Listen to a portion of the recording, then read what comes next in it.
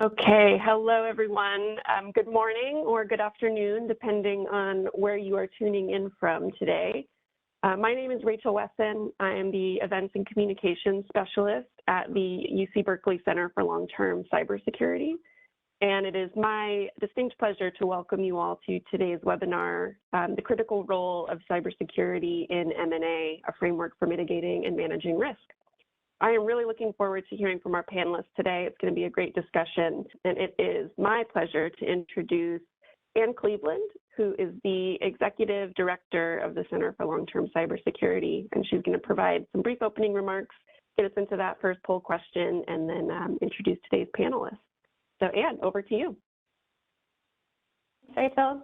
Welcome, everybody, on behalf of the UC Berkeley Center for Long-Term Cybersecurity and Cisco for this important conversation about the critical role of cybersecurity in mergers and acquisitions, and a new report that we've just published with a framework for helping stakeholders to mitigate and manage cyber risk in M&A. This research is emblematic of the center's focus on foresight in cybersecurity and our efforts to expand who participates in cybersecurity in the broadest sense. And it really came out of the insight that cyber risk in mergers and acquisitions is increasing. It's fraught with market failures. It has tremendous consequences for the financial performance of the deal down the line. And while individual best practices may exist inside specific companies, there's not a systematic framework that people at companies large and small can use to get ahead of cyber risk in deals. So we hope this conversation will help all of you get ahead of cyber risk that's just around the corner. And as the report title suggests, expand who participates in cybersecurity in a more holistic way by moving cybersecurity risk both right and left in the deal process. So we've got a slide up here and a survey to look at the demographics a little bit of who's joining today. And it looks like we have quite a few people that work in both cybersecurity and M&A at 50%. Oh, it's changing as we speak. I'll give it another second before I introduce our first speaker. All right, so it looks like we have even split between people who work either in cybersecurity or in both cybersecurity and M&A. A small but mighty minority of people who work in M&A and a few people who work in neither. So welcome. We hope that this talk will be useful to you all. And so it's my pleasure to introduce Prakash Krishnan, who's going to share the findings of this research. He is a graduate student in the Master of Information and Data Science program at UC Berkeley at the School of Information. He holds an MBA in Marketing and a Master of Science in Industrial Engineering from The Ohio State University. Prakash brings rich business experience in M&A, corporate strategy, sales operations, and product marketing, having worked in leadership positions at Honeywell, Hewlett-Packard, Cisco, and Juniper Networks. So Prakash, I'm going to hand it over to you to share the findings from this research. Thanks. Okay, good morning, Anne. Thank you for the kind words. Very excited to be here. So before we go through the research project, we have another polling question. And what we want to find out here is if you are involved in your M&A process, at what stage is cybersecurity risk assessment being done, right? The choices are: do it in the M&A evaluation phase, you do it after you sign the letter of intent to buy the company, or you do it during the due diligence phase, or you do it after the deal is completed during the integration phase, right? And please check everything that applies to your situation. Yeah, this is exactly why we want to do this research, which is how do we increase cyber consideration very early in the process, which is the M&A evaluation phase. So this is perfect. Okay, perfect. The reason I got excited about this project was really the Verizon Yahoo deal, right? If you've been following the deal, we have two global brands, two well-run companies, completely missing the boat in terms of cyber risk consideration right through the M&A process, right? There was systematic failures inside Yahoo, between the operation team and the leadership team, lack of communication between the leadership team at Yahoo and their board. And even when the negotiation was happening between Verizon and Yahoo, lack of transparency between Yahoo and Verizon. And the net result of all of this was the fact that there was a $350 million deal erosion. And also Yahoo had to absorb significant financial liabilities even after the merger was completed. So next slide. So these are the reasons why that I got excited about this project. And the question was, is there a better way to embed cybersecurity consideration through the process? And the answer was an absolute resounding yes. But as a practitioner, there are a couple of things that we need to be aware of. There are some structural hurdles that we need to be aware of. And the first thing as a practitioner was the business folks who are actually driving the deal. These are the corp dev people, the CEOs, the boards. They are actually incented to close the deal on time, right? They are driven by financial consideration. They are driven by management risk consideration. So the question for all of us is, how do we embed cybersecurity in the context of these structural hurdles? And this is really a change management issue for all of us that are involved in the M&A process. Next slide. So as part of this process, we wanted this research project to be an applied research, right? We didn't want this to be an academic research only. So we did extensive literature review. We also looked at M&As where things worked and didn't work. And I mentioned about the Yahoo Verizon deal. We also looked at the Cisco Meraki deal. We looked at Juniper Mist deal. But again, all of this provided context in terms of what has worked and what didn't work in many of these companies.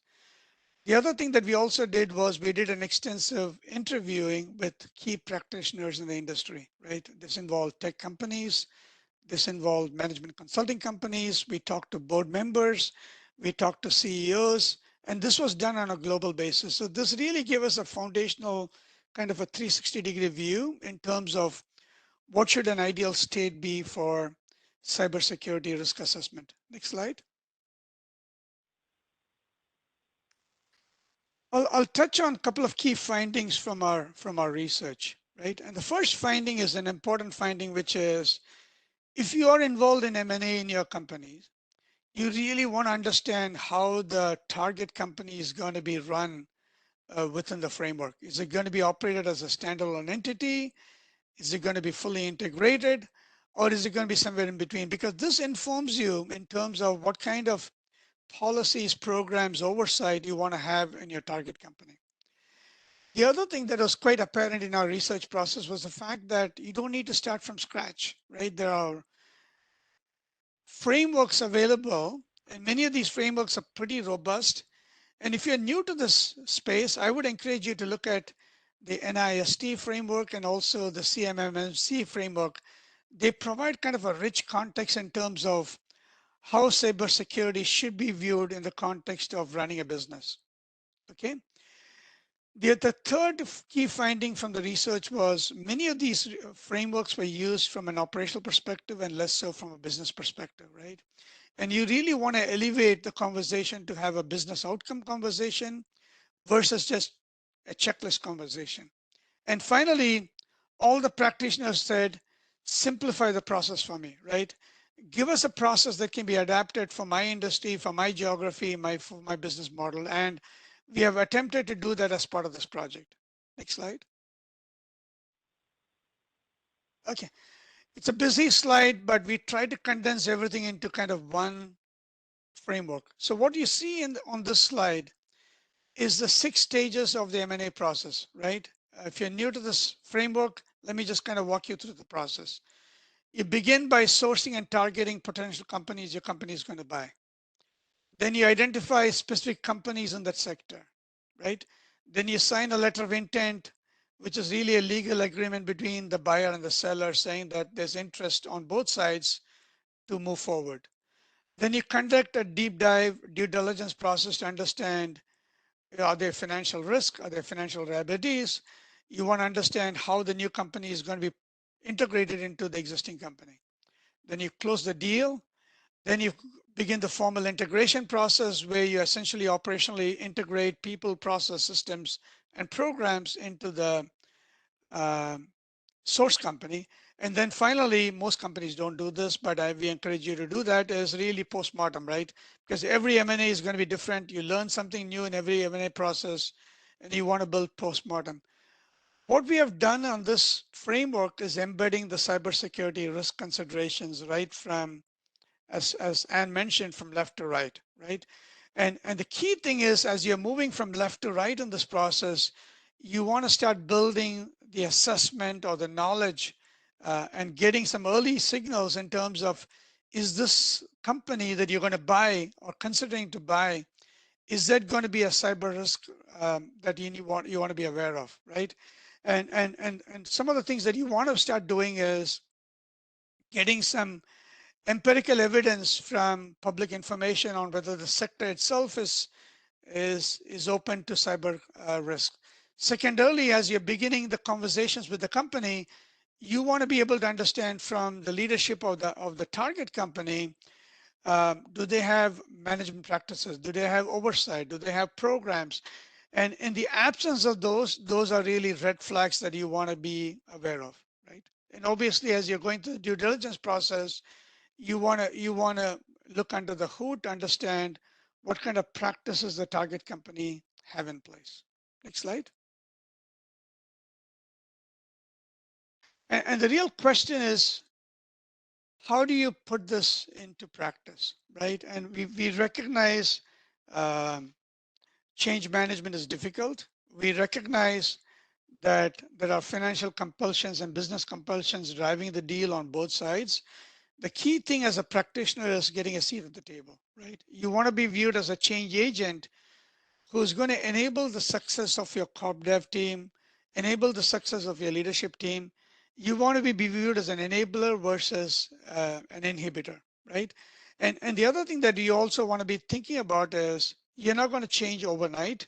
So you want to be able to build cyber security risk maturity within your organization over time. Okay. Over to you, Rachel. Thanks so much, Prakash. I think that's a fantastic foundation for our discussion. And now I would like to invite two experts that we're very fortunate to have with us this morning to join me on screen with Prakash. These folks are expert practitioners not only in cybersecurity, but also on both sides of the M&A process. So we're delighted to have from Cisco, Jason Button, who's the Director of Information Security and leads the company's Security and Trust Mergers and Acquisitions team. He was formerly the Director of IT at Duo Security, a company Cisco acquired in 2018, making him uniquely positioned to lend his expertise to the M&A process. And I'd like to also introduce Mohammed Iqbal, or Mo, who is an information security architect in the Cisco Security and Trust Mergers and Acquisitions team. Mohammed has an extensive background in securing various enterprise-related architectures across cloud, mobile, and IT infrastructure. In his current role, he leads detailed security assessments in M&A, ensuring secure integration into the Cisco enterprise, upholding InfoSec policies and standards. So welcome, Jason and Mo, and I'm really looking to this conversation, forward to this conversation with all of you and with Prakash. But the first thing that I think would be really interesting to hear from you is, how did these research findings affect your understanding as a practitioner and as a cybersecurity leader? And was there something that it brought into focus as you consider your process for managing cyber risk in M&A? Yeah, thank you, Anne. And, I'm excited to be here, happy to be here. Hopefully somebody or everybody walks away with, some little nugget of information. So hopefully we can help. So, the thing that I really took away, and Mo and I spent a bunch of time talking about this after reading the paper, is that it actually gave us the confidence that we were doing the right things. I mean, honestly. You know, Mo and I, obviously, we see it on a daily basis. We are involved, you know, in real world scenarios. And I think the framework was spot on. It was eerily similar to our own, you know, kind of homegrown framework. I think Prakash's points too about, you know, shifting everything leftward and trying to get involved early were spot on. That's something that we have been trying to do and have successfully done here at Cisco. So, yeah, for me, it was a confidence builder, big time. So, Mo? Well, first off, so thank you so much to all of you guys for actually doing this particular research. It is always good to see the academic side of things, right? Because that, again, going back to Jason's point, allows us to validate, right, in a much more non-biased manner versus saying, well, this is how we do it, right? So thank you so much. This was very, very helpful. And from a takeaway perspective, right? I mean, as Jason just said, one of our key strategies from an M&A perspective is to shift left, be as aggressive as possible during an acquisition deal, and how we could actually start injecting security on the onset of a deal itself, right? And in the way, one of the things that I really appreciate about this particular research is we are thinking about it, right? We're doing it, but it's always easy to actually lose, you know, it's really easy to, you know, jumble up a lot of this thought process when you're in the thick of things, right? But what this research allows us to do is it allows us to actually separate the various phases that we're engaging with within the phases themselves, right? I love the fact that you actually are identifying the preliminary negotiations and sourcing targeting before the due diligence, right? And now my question is, great, how do we inject ourselves in those phases, right? Just if we're able to get into a due diligence phase itself, in terms of assessing a particular acquisition, right? How can we actually get even more left and inject ourselves in those areas where we could start introducing these conversations and these topics early on? So that's something that was my takeaway, that, yeah, this is great. Like the way you guys actually broke the research down into its various phases and really, really hone into exactly what's going on in that really gave me, again, the confirmation and validation, and also more insight of, okay, is there an opportunity for us to actually even do better? Thank you. Yeah, really interesting. And I think you both pointed to the fact that, you know, we all know as practitioners that often in cybersecurity, you're firefighting, and then add to that the time pressures for a deal process. And so anything that can help you kind of lift your head up and get more systematic about managing risk is important. And so, yeah, I really appreciate that comment, Mo. My next question is, what surprised you from the research? Was there a particular new variable or some kind of aha moment that was sparked by the research, or reading the report and trying to apply it in your context? Yeah, I pulled out two things that kind of surprised me, and honestly, like, it's hard to surprise me. I mean, anybody that's been in M&A, and especially cybersecurity, like, nothing shocks you after a while. But I think the first thing that kind of surprised me was there was a stat in the paper about the participants of the survey, like where they felt like the cybersecurity strategy kind of laid on the chart of like a 1 to 10, right? 10 being like super involved and great, and then 1 being really on the low side. And the highest number was like a 5, right? Like that to me is just, it's a shame.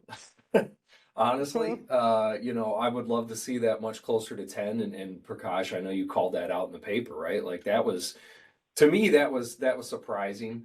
I thought it would be a little bit higher. I think 2 and 5 were, roughly about where the range was. 2 on smaller companies and 5 on larger enterprises. And I think it just kind of goes to show, I think we still have a ways to go, right? We still have a ways to go to getting cybersecurity really into the mainstream, right? And it's listen, as somebody that's trying to like push it up there, it's sometimes frustrating, I think, to see that. But so I think that was one thing. And then the other thing that I picked out was there's a section in there that talks about primary actors. And I think it goes through, the board members, the executives, the biz dev folks. And then Prakash actually lists out cybersecurity professional. And to me, like, yes, absolutely. Like they should be part of that primary, primary set of actors, right? And then there's a second set of actors, right? So I was really happy to actually see that that was, pointed out, because I think that's what, myself and others that are in the same role have been trying to actually achieve for so long, right? Like give us a primary seat at the table so that we can actually help in shaping the deal, or, calling out where risks are, or even if it's going to be, an increased cost in integration, right? Like we'll be able to call that out, early on. So those are my two big ones, I think. Mo, what about you? Yeah, well, I'm just amazed at the fact that M&A, the entire process of M&A itself is, anyone could attest to it who's been involved in it. It's pretty chaotic, right? I mean, that's like the least, that's like a very minimal way of actually describing it. The fact that you guys actually even proposed a framework around it in itself for me was like, wow, yeah, that's really, really cool, right? We're thinking about it. So for me, absolutely.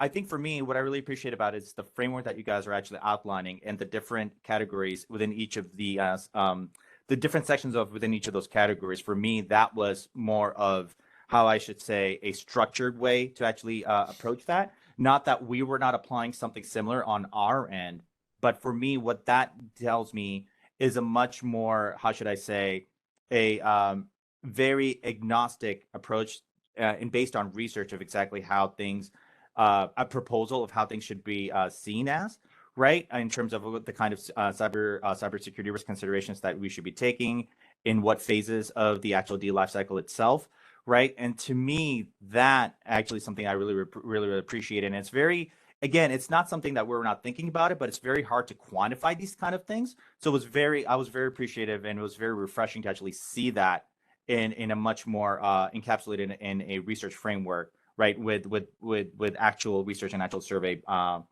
backed by with an actual research, basically that something that was actually based on actual research. So that was something that was a big takeaway for me. That was like, hey, this is great. This is something we could actually utilize in our future deals and go for it. Really, really interesting.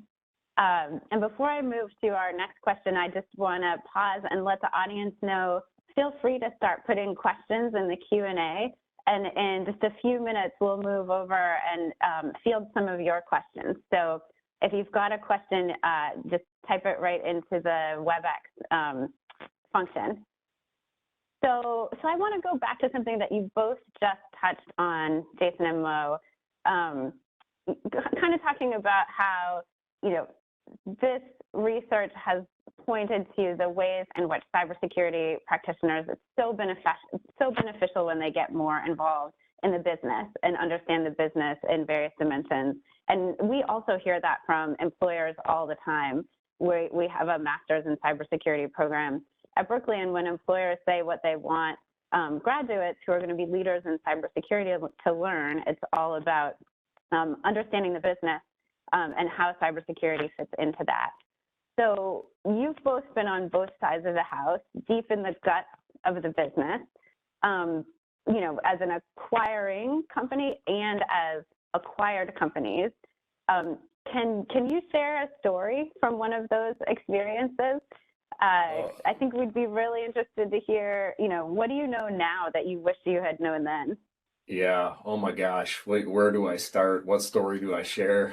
There's so many of them. I think that for me, the biggest takeaway, since I've now been on, both sides of it, the biggest takeaway is that the goals have to change, right? You have to understand that as somebody that's being acquired, you originally start out, maybe it's a startup that you're in, and it's really you against the world, right? I mean, you will make every decision possible to make that startup successful, and you should, right? And to me, you got acquired, and usually that means that's success, right? You kind of got it to that point where you really wanted to get it to, maybe not quite there, but like you need that extra help to get over the hump. And I think like the one thing that has to change, and that we have to do better at, as you know, those doing the acquiring and those being acquired, is we have to have that time where we sit down as leaders and say, like, okay, my goals have now changed. It's not me against the world. It's actually me with this new partner actually taking on the world, right? And I think we miss that sometimes, right? I think we want to come in, you know, there's a desire obviously to hold on to your you know, your not your personality, what's the word I'm looking for, but your culture and everything else, right? And I'm not saying don't, but I think it's really important for like leaders of acquired entities to stand up there and say, hey, how do we be successful now with our partners, right? Like, how do we enable each other, right? You know, how do you set your sales team up for success with, you know, the larger sales team? Or how do you set your engineers up to leverage the scale of this new company, right? So that to me is really important, right? And I think a lot of times those leaders or those co-founders or C-level execs, I think sometimes they come in with the entire company is looking at them, right? And looking for cues on like what to do next and how to handle this. And so to me, that's really critical, right? You got to set that pace early. You have to change your goals. You have to make sure everybody is clear. Sometimes that's difficult, right? Like I'm not going to stand here and say that, you know, getting acquired is easy, right? Everyone is worried about their futures, is wondering about their futures, is trying to figure out like what the direction is. But I think the earlier you can set proper expectations and the earlier you can, you know, change the goalpost, right? The sooner that your team can actually succeed, right? The sooner the team can start to like make those, you know, process the emotions. And there's a massive side to M&A and cybersecurity, honestly, that's human, right? I think a lot of times we kind of underestimate that. And that for me is like the big takeaway from being on both sides. I really appreciate you bringing up, you know, the emotional side of what one of these processes can be like, because as you said, you know, humans are at the center of cybersecurity. You know, we know, I think more than ever, that cybersecurity is a technical problem embedded in a much more complex organizational and, as Prakash said, change management process. And so, you know, I think people should really hold on to that and think about the emotions that might be affecting risk management and M&A, and sort of the old saying, culture eats strategy for breakfast. Yeah. I mean, at the end of the day, the humans are the ones controlling the keyboards, right? So I think if you can find a way to connect with them, if you can find a way to, you know, build trust and you know, really start working together as one, like that's going to be huge for, you know, your integration effort or whatever effort you're trying to get through, right? It's humans are the root of it. So. Yeah, so well said. Mo, what would you add to that?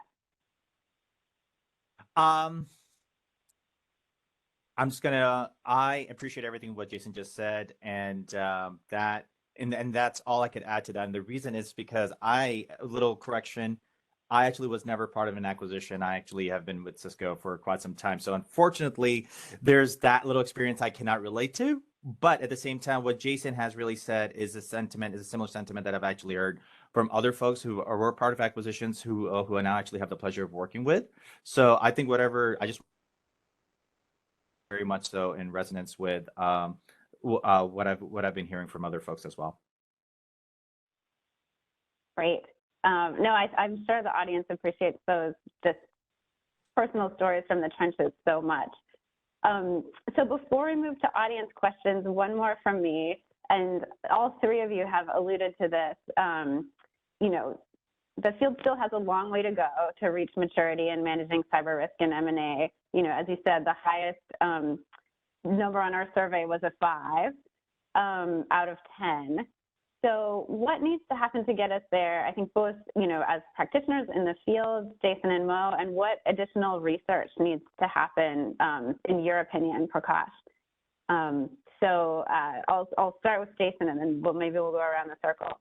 Yeah, my gosh, I feel like we're somewhat at our infancy here, right? I mean, it's a complex field, but I feel like we still are very early on. I want to point out something that Prakash had mentioned earlier. He mentioned about making it easy, right? To me, that's a huge key too. I mean, security doesn't have to be super difficult. It's already complex enough. Cisco in general is complex enough if we're looking at Cisco in particular. But I think making it easy, making it consumable for acquired staff to get behind and say like, oh, okay, yeah, I get it, right? Like I understand where you want me to go. I understand why we're going to go there. And so I think, we spend a lot of time, doing a lot of discussion with the acquired staff on trying to just get them to understand and make sure that they're on the same playing field.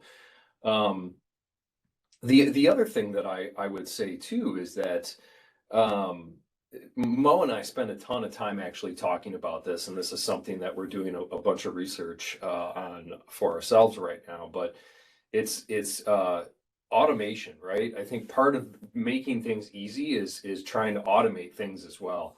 How can we, properly not only investigate, how do we make that easier and how do we automate that so that we're not asking like manual questions? Maybe we're just dropping something in the environment, collecting information, and making an assessment, and then we move on, right? That's much harder to actually fake than say a question and answer session.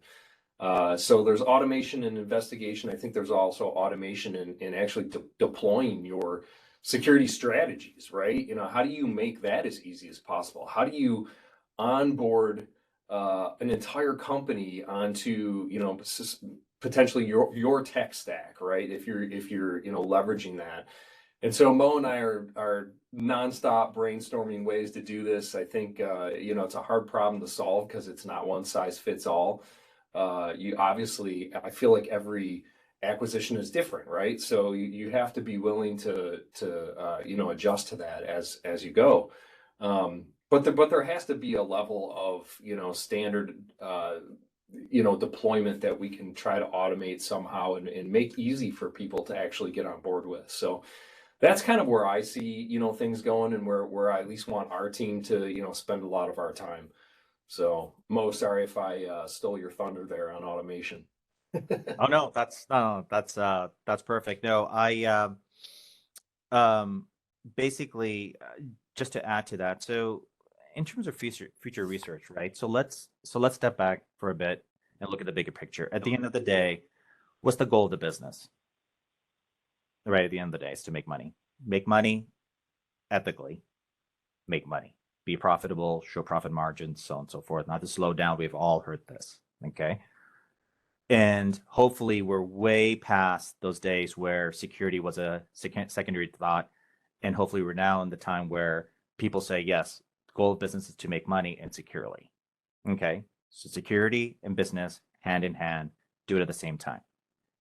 People don't like hearing that they cannot attain a goal when with a huge lag of time. People want to get there. People want to get there fast. So it's really about how do you execute faster, efficiently, and securely. So what I really appreciate about this paper is that I actually outlined all the phases. Now it's really about taking each of those phases that we actually have outlined in the acquisition lifecycle and looking at it more microscopically and asking ourselves the question that where are the hindrances? Where are the streamlines? How we could streamline this further? Where do those opportunities lie? And why can't we do that?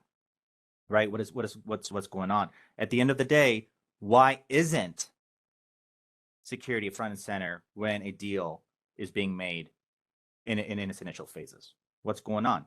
Well, because CEO doesn't understand what's going on, because every company is different, not one size fits all, so on and so forth. Well, what's going on over there, right?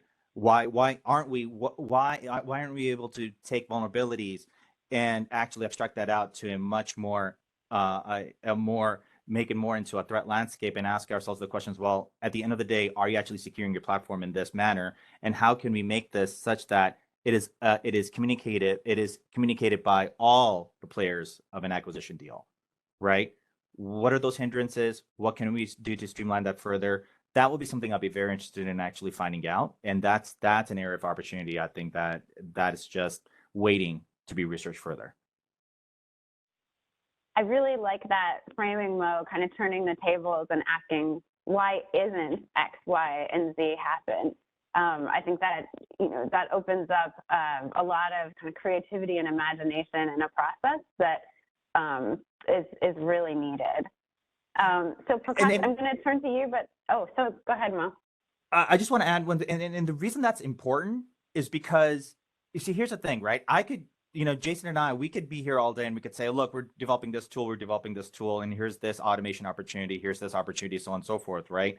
But at the end of the day, right? I mean, at the end of the day, what good are those tools? At the end of the day, this is engineering 101, right? What good are those tools if we're not understanding exactly what problems we're trying to address, or what's that human element that we also need to address, which would make that technology more adoptable? Yeah, I could come in with a way to actually onboard an acquisition during the diligence phase and discovery phase, but if people are not understanding what are all the risks here, like what are all the gaps, what are all the other overheads that are non-technical in nature, non-security in nature that we need to overcome, well, then we're just setting ourselves up for failure, right? So they both go hand in hand. I just wanted to stress that. Yeah, absolutely. That's great. And Prakash, I'm going to turn to you in terms of where the research should go next, building on these findings. But I want to draw in one of the audience questions to that as well, because we're getting a bunch of great audience questions. Somebody asks, what is the role of insurance? And the companies that already use cyber insurance presumably have some level of due diligence already undertaken. Are there surprises that cyber insurance could help mitigate later in the process or post-acquisition? So maybe you could comment on that, Prakash, both in how that showed up in the current research and where the future research needs to go.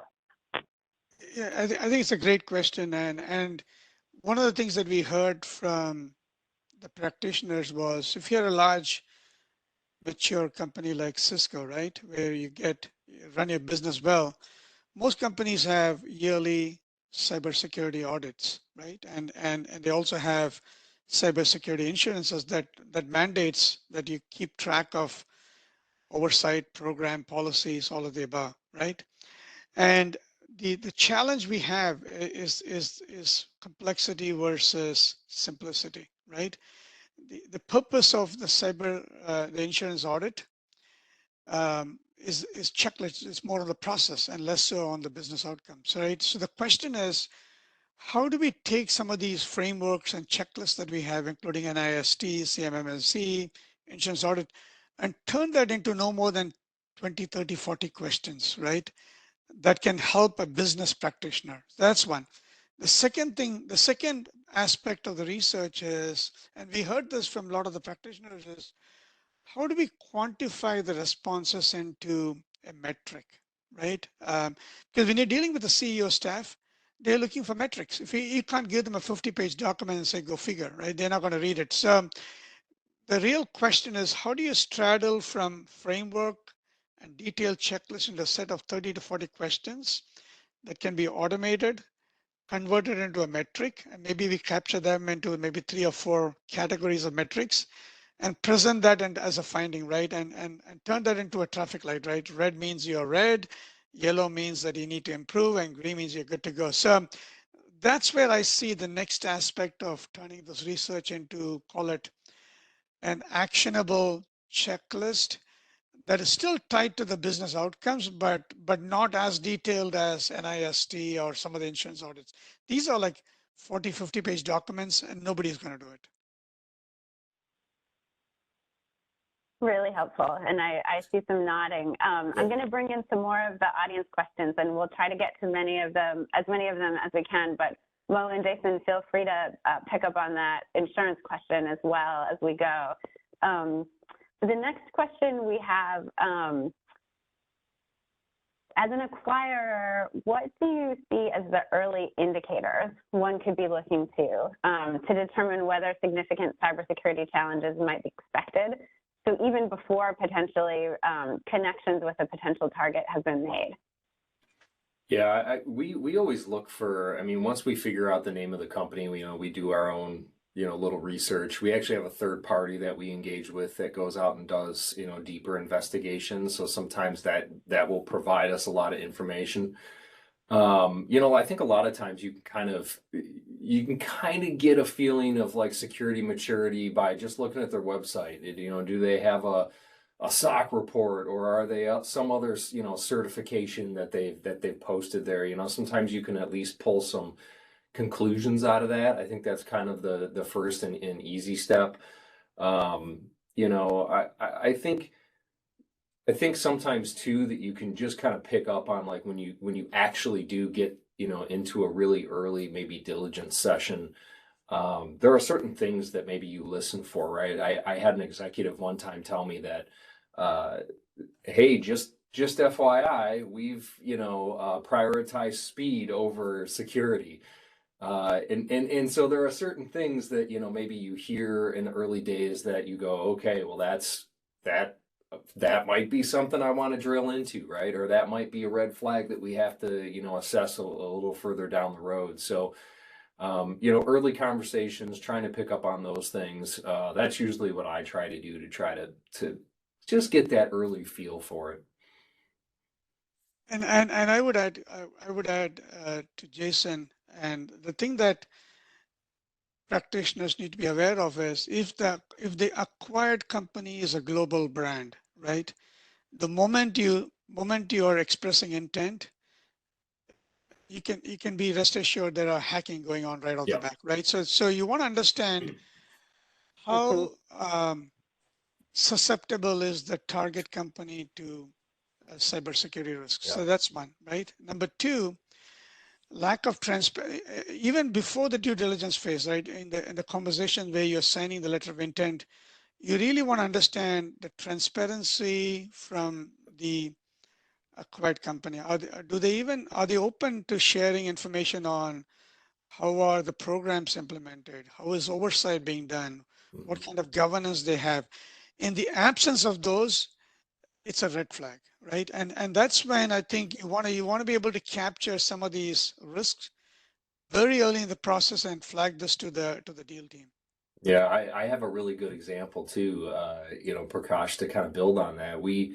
I've seen a deal in the past where we actually found out kind of at the 11th hour that there were some security incidents, we'll say, some issues, right? We ended up doing a pen test and finding some things, and we said, hey, you got to fix these things for us to actually, close this deal and do an announcement, right? Because we were concerned that the minute that you sign a letter of intent and you make an announcement, that's going to bring people out of the woodwork, right? I mean, that's going to bring everyone out, and hey, the hackers are going to do their things and try to see what they can find. And so we had to make sure that we plugged those holes before we actually, even said anything. So I think that stuff's critical, being able to move quickly, early on and find that stuff out up front. It's priceless to me. I really want to echo what you also just stated earlier about the fact that, Prakash, that once even doing a discussion, it could be a moving target. You may as well just assume that there'll be hackers there. I could tell you that with practical experience, absolutely. One of the things from a diligence perspective, right? And again, this is one of the things I really appreciate about this research is that it validated a lot of things we were already doing. We're always trying to measure liability from a diligence perspective. And this is in a past deal that we came across, that I personally came across, that I highlighted, was there was an incident in this particular deal. And there was an incident in this particular deal, and they had no definitive resolution. They said it just stopped. And to which I was like, okay, and that's a liability. It's like, listen, guys, at the moment we go through with this, people whoever were doing this initially, they may have just gotten bored with this company, but the moment they see this news, they may just get back on the bandwagon saying, oh, wow, now we got a bigger target on our back, right? Here it is. Now we got a bigger target to pursue, and here it is. So I definitely want to second that. That is definitely something we're always looking for. The second thing I was going to say was always just kind of compare with what your other partners are doing. We've had deals where we were not just getting a lot of warm, fuzzy feeling. We're just asking simple questions, right? Because that's all you could do from a diligence perspective and early on, ask simple questions. To your point, what are those 20 simple questions we could ask, right? We're just asking simple questions. We're just not getting a lot of definitive answers. And when we started comparing the answers across the board with our other partners, we started seeing, oh, wow, there's a lot of things going on here. That's just not us, right? And that's what vindicated us in terms of our readout and our standpoint as to how we should pursue this particular deal. So compare your notes with what the other partners are doing and try to assess that, okay, you know what, if we're having difficulty here and everybody else is having difficulty here, they're probably bringing in a huge liability for the acquirer. That's great. Really helpful. And I think we've got time for probably just a couple more questions. So I'm going to force all of you into the lightning round here so we can get to as many questions as possible. So 30 seconds each on how do third-party consultants and contractors affect the security procedures and complexity in the framework? I think this is a really good question that a lot of people are worried about. Is that, let me make sure I understand the question. Is that like third parties that are helping you in the investigation, or third parties of maybe the acquisitions that you were assessing? Do we know? The speaker doesn't specify, but I think for the sake of the conversation, I think they mean vendors, so third-party supply risk. Oh, no, sorry, they just responded. The contractors helping in the M&A process. Thank you, Scott. Yeah, no, to me, it's huge for us because we have a small team and I want to keep this team lean. And I think M&A is super bursty. And so being able to like have a predetermined kind of investigation program ready to go, and all you got to do is call someone and say, go do it.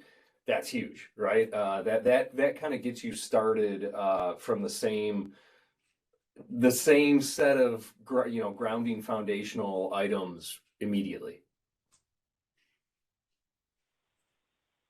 Don't underestimate them. Absolutely, leverage them if you have the opportunity to leverage them. Absolutely, absolutely. There's something to say about getting peer reviews done in this world of security. You never want to be a one-man army. You want to have as much support and much validation as much as possible, because if you get things wrong, you want to have, you better be darn sure exactly why you got this wrong, and you better have some supporting. You never want to say, well, this is because, my gut feeling told me so. You never want to be in that position. Yeah. But secondly, most importantly, right, if you're going to say no, you are queuing yourself for a fight. You better have as much support and much evidence as you can get, because a lot of people are going to be challenging you on that. So yeah, if you could leverage them, for sure. Absolutely.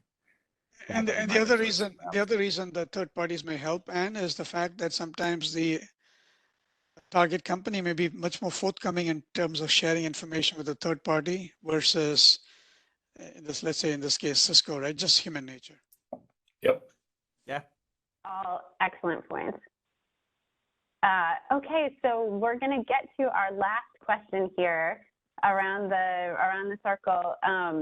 As we're closing, just a call to action. What would you encourage members of the audience to do in order to improve the practice of managing cyber risk in M&A? Make the human connection. Like that's the biggest thing. Like I said, if you can get that trust, if you can build that relationship early, and be transparent, it changes the game, at least to me. And so the human connection, I feel like is it. So from my perspective, definitely the human connection. And the other part of it is, and this is a challenge to ourselves, right? At least it's a challenge to me, right? I'm a very technical person, but one of the things I want to do is be able to understand the business model, what exactly are we requiring, why we're requiring. So from a M&A perspective, don't isolate yourself from where the business is going. Understand where the business is going. Immerse yourself in where the business is going, so that you could be more empathetic as to what the business is doing and why they may put up a stiff resistance. And from that perspective, come up with a very, how should I say, moderate approach, a very fair approach towards securing a acquiree, because at the end of the day, you never want to just come up with your security controls or security requirements based on just tactical findings. You want to also bring in the business part of it, and that way you could give a more balanced approach towards exactly how you should secure an acquiree versus just saying, well, you need to go do this and I really don't care how this impacts business. So definitely understand where the business is going. So that's something I would encourage everybody to do.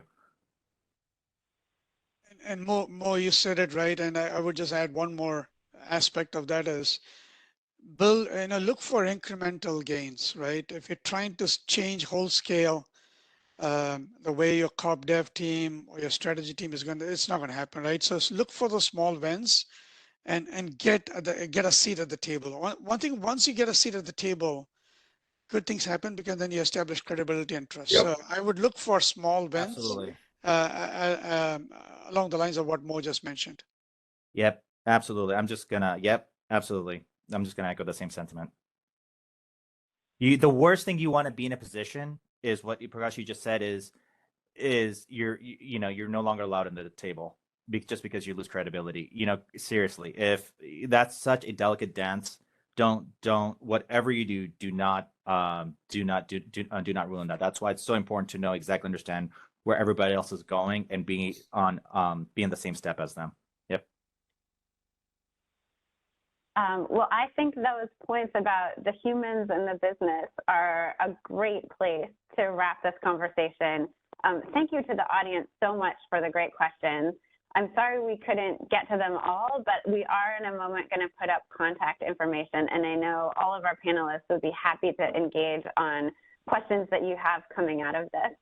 A couple people also asked where you could find the reports, and if you haven't seen it, we've also just dropped those in the chat. So be sure to check out the full framework if you're interested in reading more. And with that, thank you so much to our tremendous panelists. I know I learned a lot, and I think everybody on the webinar learned a lot. And I'm going to pass it back over to Rachel to close us out. Thank you so much, Anne. And yes, a big +1. Thank you so much, Prakash, Jason, and Mo, for each sharing your unique lenses on this topic. It was an absolutely fantastic discussion. I would also be remiss to not give a shout out to some folks who aren't on camera with us today, but nevertheless deserve a huge shout out. So big thanks to Marianne, Lisa, and Christina from the Cisco team, who have been incredible partners behind the scenes, not only with helping organize this webinar and helping it run smoothly, but also for supporting this research and helping us get it out into the world. So thank you, all of you. And most importantly, a big thank you to everyone in the audience today. As you see on your screen, we wanted to share a couple ways that you can keep in touch with the CLTC and Cisco teams. Again, we weren't able to get to everyone's questions. We had a lot of great questions to get to, but we do have these emails and Twitter handles, et cetera, where you can get in touch with us. And please, we encourage you to do so we can keep the conversation going and learn how you can get involved with this great work. And with that, I will thank you all once again for joining us. We'll keep this info up here for a minute or two longer so you can jot it down. But take care. Thank you again.